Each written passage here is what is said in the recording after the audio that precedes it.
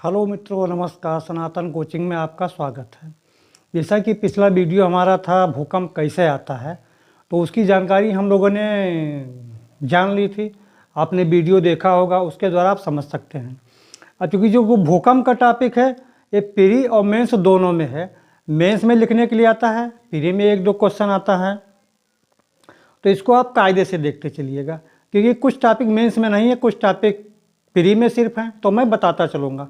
अब ये उसमें आता है मेंस में, तो मेंस में क्वेश्चन कैसे आते हैं, भूकंप के आने के कारणों की चर्चा कीजिए। सीधा सा क्वेश्चन है, इसमें आप सीधा ऐसे लिख दीजिए।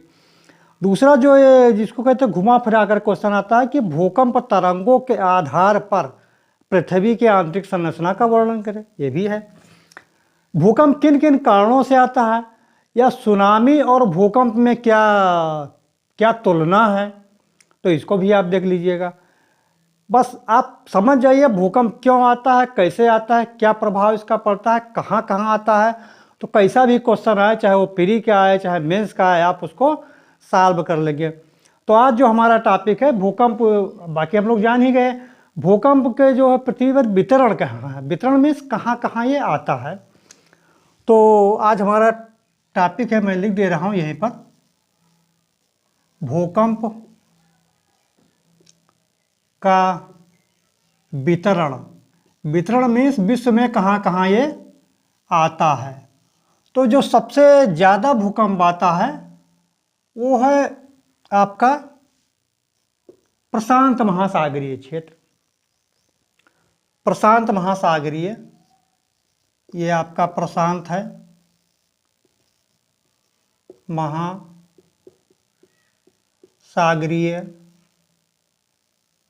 प्रशांत महासागरीय, तटीय,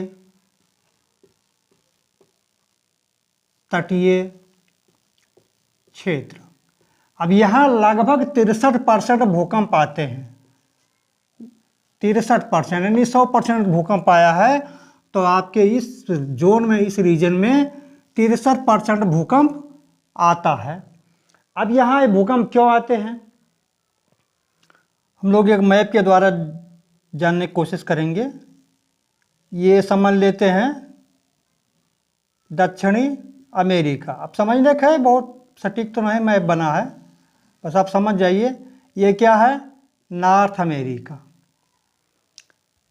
ये इसका क्या हो गया, ये तटीय क्षेत्र है प्रशांत महासागर का। यहाँ पर क्या है, यहाँ पर अफ्रीका है। ये देखिए, ये भारत भी बन गया, ऐसे ऐसे ऐसे ऐसे। यहाँ पर क्या है, ये जापान है, बाकी देश हैं। तो इस एरिया पे जो इनका तटीय क्षेत्र, आपने क्या लिखा, प्रशांत महासागरीय तटीय क्षेत्र, ये इनका क्या है, तट है। तो यहाँ पर भूकंप ज़्यादा आते हैं। कारण क्या है, ये जो प्रशांत महासागर की प्लेट है ये नीचे बैठती है किसके, north American plate, south American plate, या आपकी ये चाइनीज़ प्लेट है, आपकी ये रशियन प्लेट है, इसके नीचे जाती है। चूँकि ये नीचे क्यों जाती है, आपने पहले पढ़ा है, प्लेट टेक्टोनिक में बताया जा चुका है। जो प्लेट भारी होगी, यानी जल होगा, जल भारी होता है, वो प्लेट नीचे बैठती है, और नीचे बैठेगी तो धक्का लगेगा, तो यहाँ भूकंप आने के साक्ष्य, चांस ज़्यादा होंगे। तो ज़्यादा आने के कारण क्या है, ये प्लेटें यहाँ पर नीचे बैठ रही हैं, तो इसमें ज़्यादा भूकंप आते हैं। इसको कहा जाता है अग्निवलय क्षेत्र। इसका एक नाम और कहते हैं अग्नि वलय। आपके एग्जाम में अग्निवलय नाम से पूछा जाता है। अग्निवलय क्षेत्र क्या है, तो ये प्रशांत महासागरीय तटीय क्षेत्र अग्निवलय क्षेत्र है। ठीक, तो आपका ये, और इसमें रीजन कौन कौन सा है, क्षेत्र कौन कौन सा आता है, उसको भी हम लोग एक नज़र से देख लेते हैं, लिख लेते हैं। तो आप भी नोट डाउन कर लीजिए। तो इसमें है चिली। पहला क्या कहीं से लेकर चलिए, चिली है, इसे चिली है, कैलिफोर्निया है, California,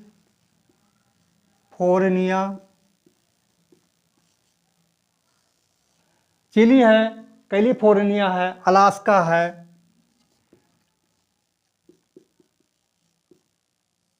chilli, California, Alaska, Japan,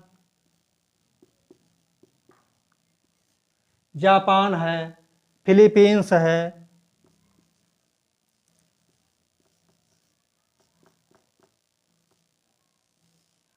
Philippines है और न्यूजीलैंड है,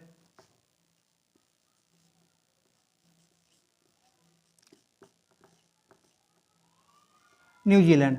अब देखिए चिली आपका कहाँ पड़ेगा, ये इतने महत्वपूर्ण देश और भी हैं। चिली आपका पड़ेगा साउथ अफ्रीका में, कैलिफोर्निया अलास्का आपका पड़ेगा नॉर्थ अमेरिका में, जापान फिलीपींस आपका यहाँ पड़ेगा, न्यूजीलैंड आपका यहाँ पड़ेगा। ठीक। अब दूसरा क्षेत्र क्या है, दूसरा क्षेत्र भी हम लोग अध्ययन करते हैं। इनको मैं मिटा देता हूँ क्योंकि बोर्ड छोटा होने के कारण ये समस्या आती है। बोर्ड बड़ा हो जाएगा, बस आप लोग सहयोग कीजिए।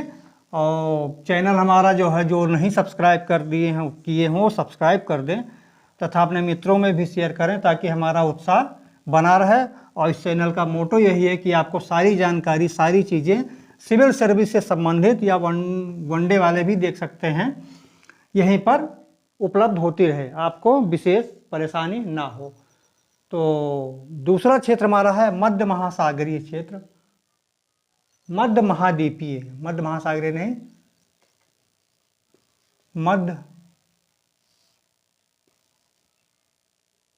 मध्य महा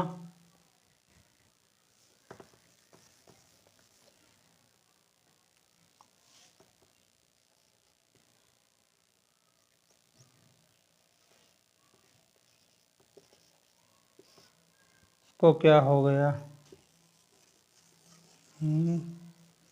लगता है इसकी इंक खत्म हो गई है। इंक मैं अभी डालता हूँ। सॉरी बंधुओं, बस ज़्यादा समय नहीं लगेगा। इंक मैं डाल दे रहा हूँ।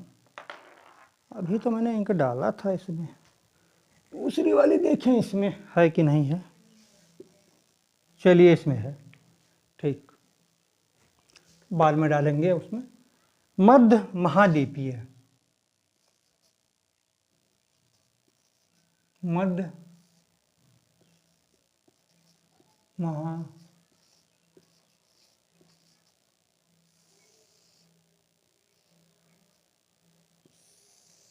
मध्य महाद्वीपीय क्षेत्र, इसमें भी नहीं है।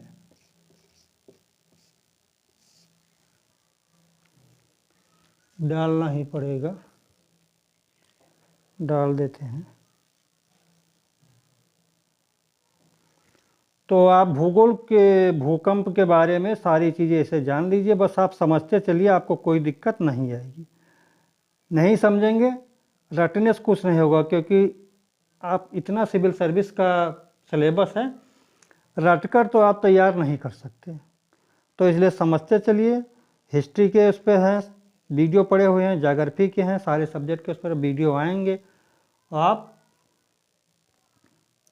तैयारी करते हुए इसी से चलें। समस्या आपके सामने कुछ नहीं आएगी। आपने प्री एग्ज़ाम दिया होगा 23, अभी 23 को था।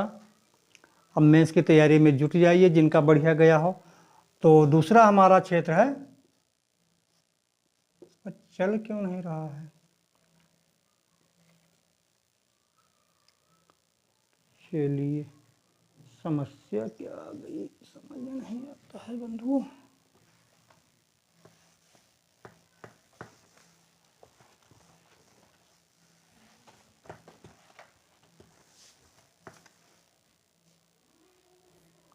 दूसरा क्षेत्र हमारा है सेकंड, मध्य महाद्वीपीय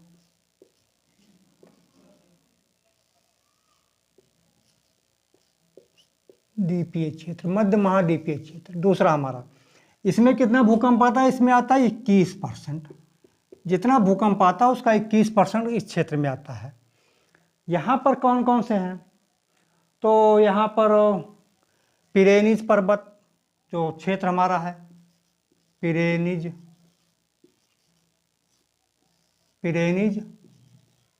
पर्वत है, ये पुर्तगाल और स्पेन के बीच में है। अल्पास है, आल्पस, आल्पस पर्वत है, काकेशस है,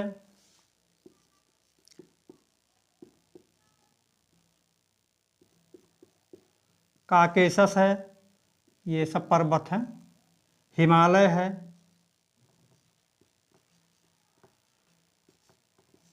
हिमालय, ये सब इन्हीं में ये भूकंप आते हैं। अब दूसरा है मध्य अटलांटिक पेटी। तीसरा ये है मध्य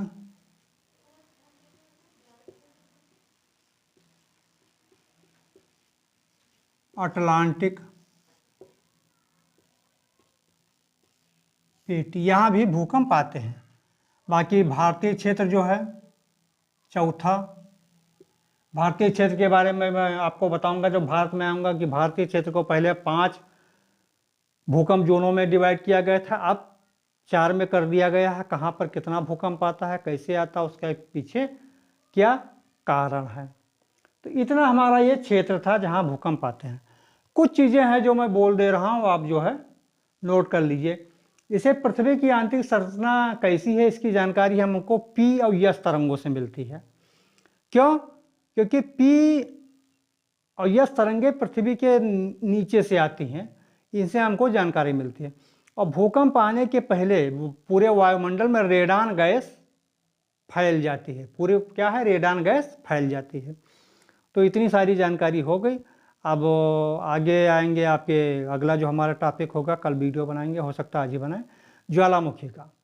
तो आप वीडियो देखते रहिए, इसी प्रकार से नोट्स अपना बनाते रहिए। मैं वो फालतू की चीज़ें नहीं लिखवाता हूँ जो आपको कोई ज़रूरत नहीं, बस जितनी ज़रूरत है उतनी मैं आपको लिखवा रहा हूँ, चाहे आप IAS दीजिए चाहे आप PCS दीजिए। तो मित्रों मिलते हैं फिर इससे बेहतर नए वीडियो में। जय हिंद, जय भारत।